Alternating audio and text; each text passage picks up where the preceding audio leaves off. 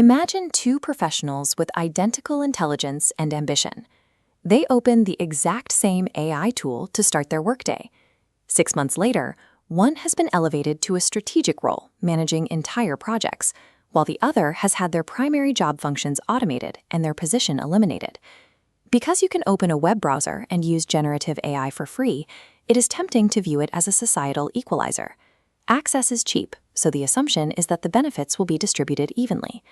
This chart shows AI exposure by gender across multiple countries.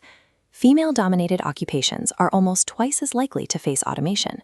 This happens because women are heavily concentrated in the codifiable, routine administrative roles AI is designed to replicate. The disadvantage goes beyond the tasks you perform. It dictates whether you can even get the job. When researchers at Stanford University analyzed over 4 million job applications, they found that algorithmic hiring systems create systemic rejection loops. By relying on the same third-party screening vendors, entire industries are inadvertently locking out Black and Asian applicants at disproportionate rates, rejecting them before a human ever reviews their resume. The new divide forms around structural leverage rather than simple access. If one person uses an AI tool to write faster emails, and another has it connected into their daily workflows, learning, and decision-making, the exact same software creates vastly different economic realities. Simply logging into a chatbot does not protect a worker. The true differentiator is whether your environment gives you the power to extract leverage from the technology. To diagnose where individuals sit within this changing economic architecture, we look at the AI leverage ladder. At the very bottom is Rung 1, the exposed. These workers have a passive relationship with AI.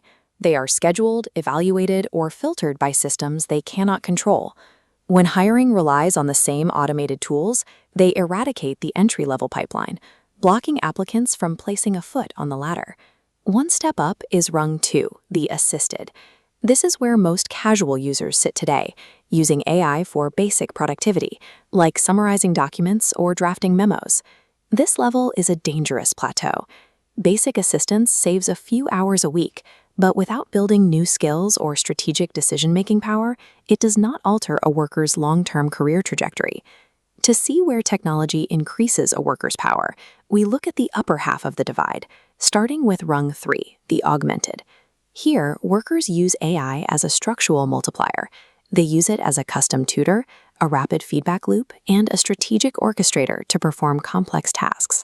This chart from the International Monetary Fund shows employment shares broken down by education level. The dark red bars represent jobs with the high potential for AI complementarity.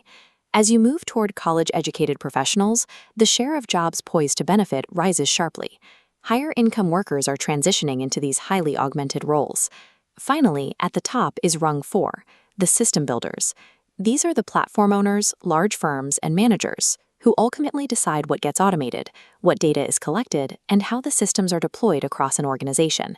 Rung 4 captures the vast majority of the economic value, concentrating power in the infrastructure itself rather than the people who use it.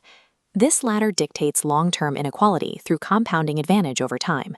Small daily edges in learning and output don't just add up, they multiply. Learning 10% faster today builds the foundation to learn 20% faster next month, creating an insurmountable gap in capability. On a macroeconomic scale, individual advantage maps directly onto the divergence of wealth from wage income. As productivity surges for those leveraging AI, the returns on their capital aggressively outpace the basic salaries of everyone else. Institutions are currently deciding the shape of this transition. They can deploy these systems as a ladder, providing training and agency, or as a gate, built on surveillance and exclusion. Think back to the two workers we started with. They had the exact same intelligence, the same ambition, and access to the exact same software. It was their structural environment that dictated their fate. The critical question is what the tool structurally allows you to become.